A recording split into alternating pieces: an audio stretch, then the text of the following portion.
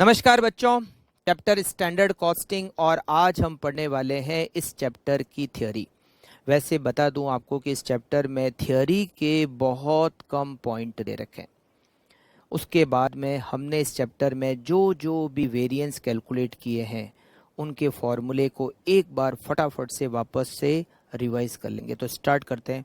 सबसे पहले इस चैप्टर में जो थ्योरी दे रखी है, थ्योरी का पहला पॉइंट हमें दे रखा है standard cost. What is standard cost? Standard cost का बेसिकली मतलब होता है कि हम एस्टिमेट करते हैं कि हमारी क्या कॉस्ट लगेगी, जिसमें material cost, labour cost, variable overhead, fixed overhead, वो कितने लगेंगे पर यूनिट या ग्रुप ऑफ यूनिट को बनाने के लिए। तो यहाँ दे रखा है इसकी definition, it is the planned unit cost of the product, means estimated cost per unit component या service produced in a period. हम स्टैंडर्ड कॉस्ट को कैलकुलेट करते समय कौन कौन से फैक्टर को कंसीडर करते हैं, जिसमें पहला फैक्टर दे रखा है बजट। हमें सबसे पहले तो बजट को कंसीडर करना पड़ेगा। बजट में कितना प्रोडक्शन करना है, कितनी सेल्स क्वांटिटी होगी, ये सब कुछ बजट के अंदर दे रखा होता है। तो हमें सबसे पहले तो हमने क्या बजट प्रिपेयर किया है उस बजट को कंसीडर करना है। Final output to be produced, कितनी क्वांटिटी का प्रोडक्शन करना है, फाइनल प्रोडक्ट क्या बनेगा, उन सबको हमें कंसीडर करना पड़ेगा। मटेरियल स्पेसिफिकेशन, हम जो आउटपुट बनाएंगे उसमें मटेरियल की कॉस्ट, लेबर की कॉस्ट, ओवरहेड, वो सारे कंपोनेंट आते हैं। तो हम जो प्रोडक्ट बनाएंगे उसमें कौन कौन से मटेरियल लगेंगे, उसका प्रॉपर स्पेसिफिकेशन, उसको हमें कंसीडर करना पड़ता है।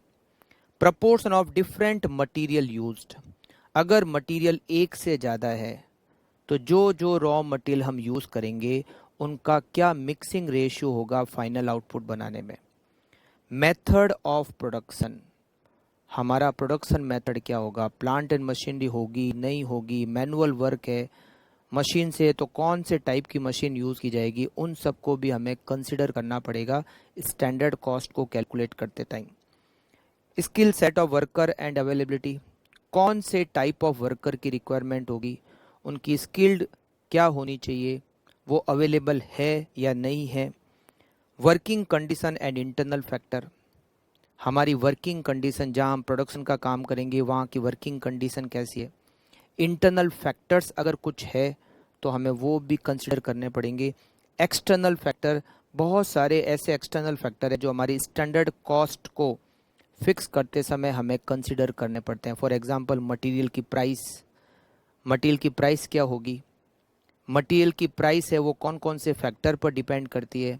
लेबर की अवेलेबिलिटी होगी, क्या रेट पर लेबर हमें अवेलेबल होगी, इंडस्ट्रीज़ की सिचुएशन क्या है, अदर बिजनेस की सिचुएशन क्या है, इन सब को भी हमें कहीं ना कहीं स्टैंडर्ड कॉस्ट को कैलकुलेट करते समय कंसीडर करना होता है। Problem in setting standard, standard को सेट करते टाइम पर हमारे क्या क्या प्रॉब्लम्स आ सकती है। First, standard for new product, अगर हम एग्जिस्टिंग प्रोडक्ट की स्टैंडर्ड कॉस्ट कैलकुलेट करते हैं तो बहुत आसान है, क्योंकि हमारे पास एक बेस है। हम उस बेस के हिसाब से उसको रिवाइज करके हम स्टैंडर्ड कॉस्ट को कैलकुलेट कर सकते हैं। बट एकदम न्यू प्रोडक्ट है, हमारे पास कोई बेस नहीं है, तो वहाँ पर स्टैंडर्ड को सेट करने में दिक्कत आती है।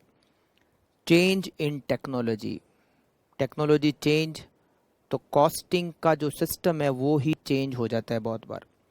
रीसेटिंग ऑफ प्रोडक्शन फैसिलिटीज़, अगर हमने हमारी प्रोडक्शन फैसिलिटी को रीसेट किया है, कुछ अलग तरीका यूज़ किया है, तो वहाँ पर भी स्टैंडर्ड में चेंज होंगे और उस चेंज को कैलकुलेट करने में दिक्कत आएगी। नॉन अवेलेबिलिटी ऑफ मटेरियल, अगर मटेरियल ही अवेलेबल नहीं हो सकता है तो हो सकता है उसकी रेट बहुत ज़्यादा लग जाए। डिमांड बहुत ज़्यादा हो गई और सप्लाई नहीं है तो उसकी मार्केट में प्राइस बहुत ज़्यादा बढ़ सकती है। हमें जितनी रिक्वायरमेंट है उतना मटेरियल हो सकता है हमें अवेलेबल नहीं हो, तो हमारी स्टैंडर्ड कॉस्ट को हमें कैलकुलेट करने में दिक्कत आएगी। Choosing type of standard, standard भी बहुत सारे तरह के होते हैं। नेक्स्ट पॉइंट वही है, टाइप्स ऑफ स्टैंडर्ड। हम स्टैंडर्ड कॉस्ट किस स्टैंडर्ड को यूज़ करके कैलकुलेट करेंगे। हमें कौन से स्टैंडर्ड यूज़ करने, स्टैंडर्ड भी बहुत सारे तरह के हैं, यहाँ दे रखा है टाइप्स ऑफ स्टैंडर्ड। एक है ideal, based on most favourable position. Ideal standard जो बेस्ट, हमारी जो बेस्ट सिचुएशन हो सकती है उसके हिसाब से जो स्टैंडर्ड सेट होते हैं वो होते हैं आइडियल स्टैंडर्ड। नॉर्मल, जो नॉर्मल कंडीशन के बेस पर सेट होते हैं। Basic, based on any base year selected. जैसे मान लो आपने प्रीवियस टू प्रीवियस ईयर को सेलेक्ट किया है, तो वहाँ जो आपने स्टैंडर्ड यूज़ किए हैं वो स्टैंडर्ड आप यूज़ करोगे। अगर आप किसी पर्टिकुलर ईयर को बेस मानते हो तो उस पर्टिकुलर ईयर में आपने जो स्टैंडर्ड काम लिए हैं, आगे भी आप हर समय उसी स्टैंडर्ड को काम में लोगे। Current, based on current situation. सबसे ज़्यादा वैसे इफेक्टिव जो है वो बेस्ड ऑन करंट सिचुएशन है। आपको स्टैंडर्ड करंट सिचुएशन के बेस पर सेट करने चाहिए। Types of variance. Variance, difference between standard and actual. हमने बहुत सारे वेरिएंस कैलकुलेट किए हैं। वेरिएंस को हम दो कैटेगरी में बांटते हैं। First is as per control and second is as per profitability. As per control, controllable और अनकंट्रोलेबल। कंट्रोलेबल का मतलब होता है which can be controlled by department head, और uncontrollable which are beyond the control of department head. जिस variance को department head ख़त्म कर सकता है उसको हम कहते हैं कंट्रोलेबल, या कम कर सकता है कंट्रोलेबल। जिसको डिपार्टमेंट हेड ना तो कम कर सकता है ना ख़त्म कर सकता है, that is uncontrollable variance. As per profitability, favourable और adverse. Favourable which are profitable for the company, adverse which cause loss to the company. हमने सारे वेरिएंस में एडवर्स और फेवरेबल वेरिएंस को कैलकुलेट किया। Standard costing. स्टैंडर्ड कॉस्टिंग एक system है जिसमें हम सबसे पहले स्टैंडर्ड सेट करते हैं, फिर एक्चुअल का स्टैंडर्ड से कंपैरिजन करते हैं, और उसके बाद हम डिफरेंसेस को कैलकुलेट करते हैं और इसकी रिपोर्ट टॉप मैनेजमेंट को सेंड करते हैं। It is a method of costing which measure the performance और an activity by comparing actual cost with a standard cost, analyze the variance and reporting of variance for investigation and appropriate action. इसके क्या क्या benefit है? Basis for measuring performance. Performance को evaluate करने का सबसे best method है standard costing. Basis for cost control. Cost control करने, कम कॉस्ट कंट्रोलिंग में हेल्प मिलती है स्टैंडर्ड कॉस्टिंग से। Help in fixing price. जब आप स्टैंडर्ड कॉस्ट कैलकुलेट करते हो तो स्टैंडर्ड कॉस्ट में आप एक प्रॉफिट ऐड करके सेलिंग प्राइस को कैलकुलेट कर सकते हो। फैसिलिटीज़ इन जॉब इवेल्युएशन। जॉब को इवेल्युएट करना, परफॉर्मेंस को इवेल्युएट करना स्टैंडर्ड कॉस्टिंग हेल्प करती है। Estimate cost of new product with accuracy. अगर आपका प्रोडक्ट न्यू प्रोडक्ट है, फर्स्ट टाइम आप उस प्रोडक्ट के साथ डील कर रहे हो, तो उसकी क्या सेलिंग प्राइस होनी चाहिए, उसकी क्या कॉस्ट होनी चाहिए, स्टैंडर्ड कॉस्टिंग आपको उसमें बहुत ज़्यादा हेल्प कर सकता है। Basis for inventory valuation.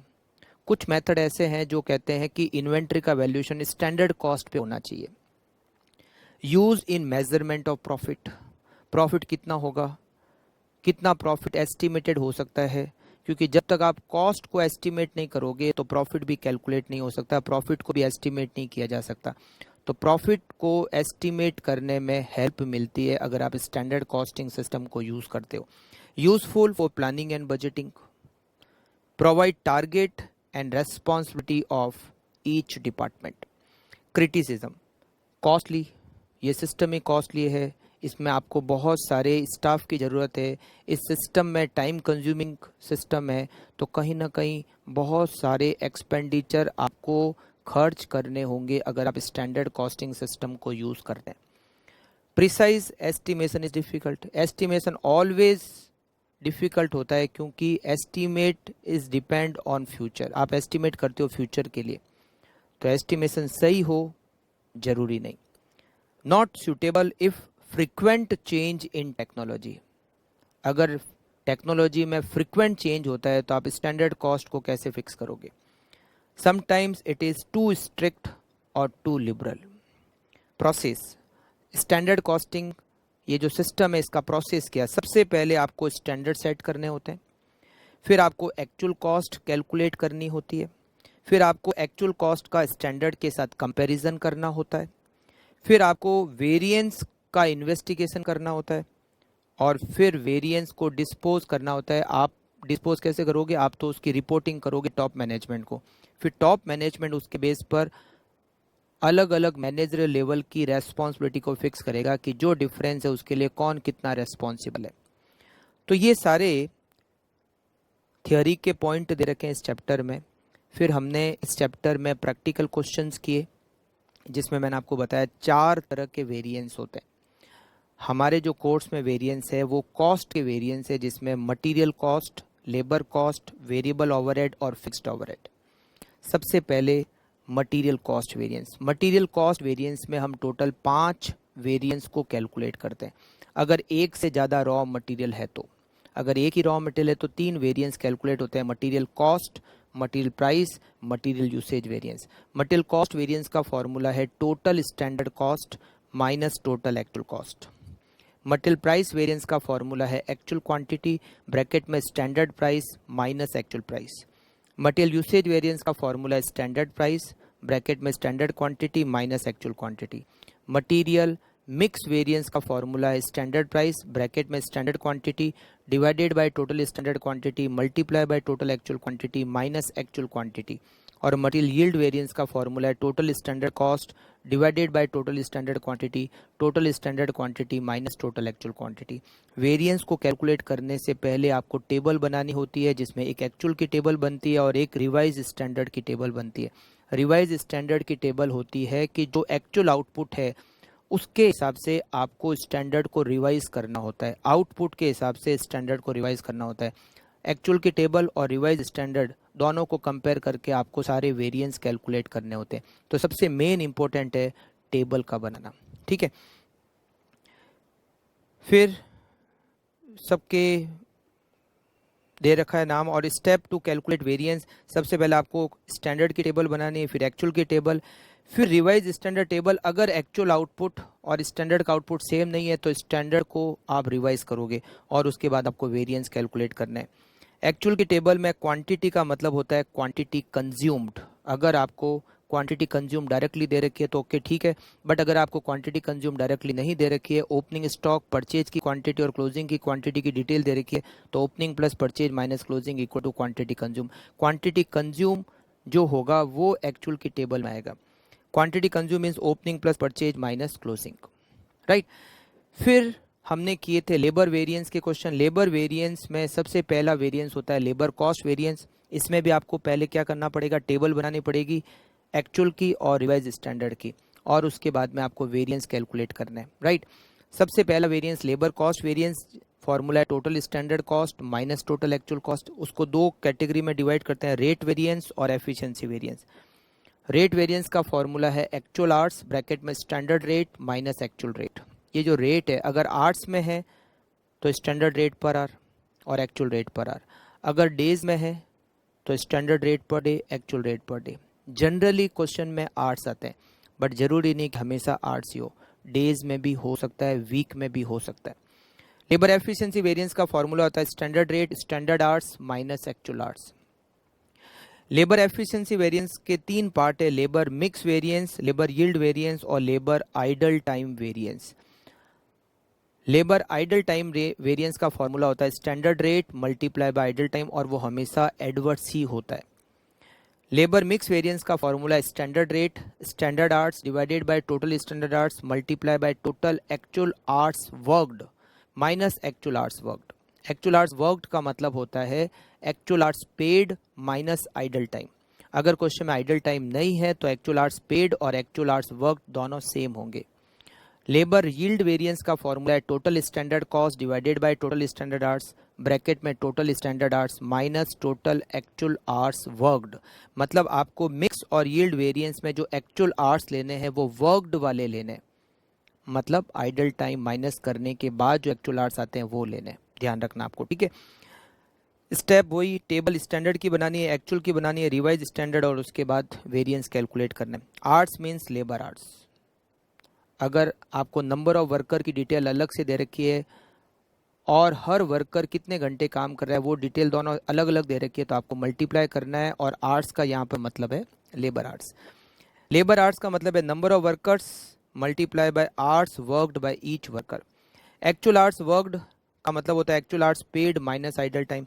Time में बी इन आवर्स और डे और week which depend on wages rate. अगर क्वेश्चन में वेजेज रेट पर आर है तो आपको आर्ट्स में सारी कैलकुलेशन करनी है। अगर क्वेश्चन में वेजेज रेट पर डे है तो सारी कैलकुलेशन डेज में होगी। अगर आपके क्वेश्चन में वेजेज रेट पर वीक है तो सारी कैलकुलेशन वीक में होगी। समझ गए।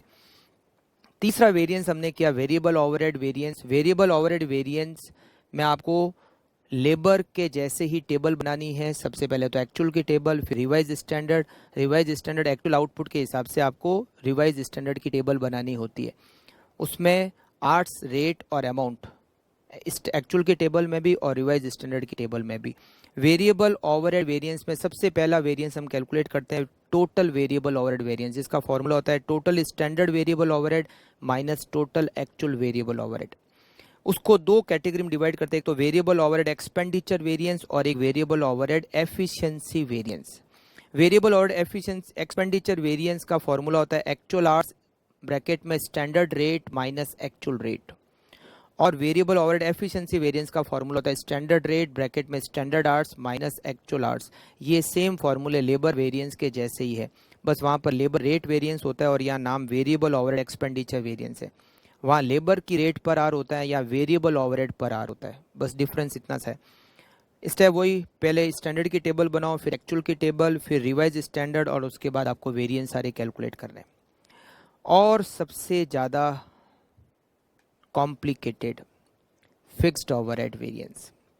फिक्स्ड ओवरहेड वेरिएंस में हमें टेबल स्टैंडर्ड की कुछ डिटेल को कैलकुलेट करना है, कुछ एक्चुअल की डिटेल को कैलकुलेट करना है। क्या क्या डिटेल कैलकुलेट करना है? एक तो फिक्स्ड ओवरहेड का amount as per standard as per actual, एक आउटपुट स्टैंडर्ड आउटपुट, एक actual output, standard hours actual hours, standard days actual days. मतलब चार इंफॉर्मेशन की हमें रिक्वायरमेंट होती है, ओवरहेड, आउटपुट, आवर्स और डेज। फिर हमें कैलकुलेट करना होता है standard overhead, standard fixed overhead per hour, per unit और per day. After that you have to calculate all variances and fixed overhead variance में टोटल हमें वेरिएंस कैलकुलेट करने होते हैं 6। पहला वेरिएंस होता है fixed overhead, total fixed overhead variance. Total fixed overhead variance का फॉर्मूला होता है standard fixed overhead per unit multiply by actual output minus actual fixed overhead. उसके दो पार्ट होते हैं, फिक्स्ड ओवरहेड एक्सपेंडिचर वेरिएंस जिसका फॉर्मूला होता है standard fixed overhead minus actual fixed overhead. दूसरा होता है fixed overhead volume variance, formula होता है standard fixed overhead per unit bracket में actual output minus standard output. यहाँ एक्चुअल पहले आएगा क्योंकि एक्चुअल आउटपुट जब ज़्यादा होता है तो उसका बेनिफिट मिलता है। फिक्स्ड ओवरहेड वॉल्यूम वेरिएंस के तीन पार्ट होते हैं, fixed overhead efficiency variance, capacity variance, calendar variance. Fixed overhead calendar variance का फॉर्मूला होता है fixed standard fixed overhead per day bracket में actual days minus budgeted days या स्टैंडर्ड डेज। उसके बाद फिक्स्ड ओवरहेड कैपेसिटी वेरिएंस जिसका formula होता है standard fixed overhead per hour bracket में actual hours minus standard hours divided by standard days multiply by actual days. उसके बाद fixed overhead efficiency variance जिसका फॉर्मूला होता है standard fixed overhead per unit bracket में actual output minus standard output divided by standard hours multiply by actual hours. Efficiency variance में efficiency variance और capacity variance के फॉर्मूले में चेंज होता है अगर डेज नहीं दे रखे हो। डेज अगर नहीं क्वेश्चन में दे रखे हो तो कैलेंडर वेरिएंस की कैलकुलेशन नहीं होगी और कैपेसिटी वेरिएंस का फॉर्मूला चेंज हो जाएगा। फॉर्मूला क्या चेंज होगा? Standard fixed overhead per hour bracket में actual days minus standard days और actual hours minus standard hours. और अगर क्वेश्चन में आवर्स नहीं दे रखे हो, डेज दे रखे हैं, आवर्स नहीं दे रखे हैं, तो कैपेसिटी वेरिएंस कैलकुलेट नहीं होगा और एफिशिएंसी वेरिएंस का फॉर्मूला चेंज होगा standard fixed overhead per unit bracket में actual output minus standard output divided by standard days multiply by actual days. अगर क्वेश्चन में डेज और आवर्स दोनों ही नहीं दिए हुए हो तो फिर केवल 3 वेरिएंस ही कैलकुलेट होंगे। पहला टोटल फिक्स्ड ओवरहेड वेरिएंस, दूसरा फिक्स्ड ओवरहेड एक्सपेंडिचर वेरिएंस और तीसरा फिक्स्ड ओवरहेड वॉल्यूम वेरिएंस। फिर एफिशिएंसी, कैपेसिटी और कैलेंडर, कोई भी वेरिएंस कैलकुलेट नहीं होगा। तो बहुत इंपॉर्टेंट चैप्टर है, बट थियोरी इस चैप्टर में मैं ही कह सकता हूँ नहीं के बराबर थियोरी है। प्रैक्टिकल क्वेश्चंस इस चैप्टर में से आने के चांसेस हमेशा बहुत ज़्यादा चांसेस रहते हैं, प्रोबेबिलिटी सबसे हाई रहती है इस चैप्टर की।